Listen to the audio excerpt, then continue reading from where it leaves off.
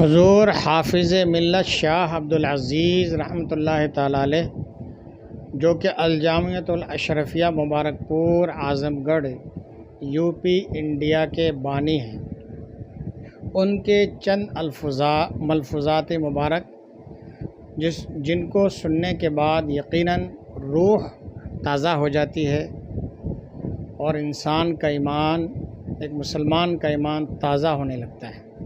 آپ فرماتے ہیں کہ جسم کی قوت کے لیے ورزش اور روح کی قوت کے لیے تہجد کی نماز ضروری ہے۔ فرماتے ہیں کام کے آدمی بنو، کام ہی آدمی کو معزز بناتا ہے۔ فرماتے ہیں احساس ذمہ داری سب سے قیمتی سرمایہ ہے۔ آگے فرماتے ہیں تضییع اوقات یعنی وقت ضائع کرنا سب سے بڑی محرومی ہے۔ ارشاد فرماتے ہیں زمین کے اوپر کام ہے، ایک بہت بڑا احساس آپ کے اوپر ہمارے اوپر ہمیں دلایا جا رہا ہے۔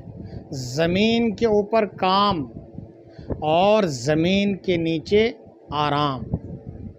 آگے فرماتے ہیں ہر مخالفت کا جواب کام ہے۔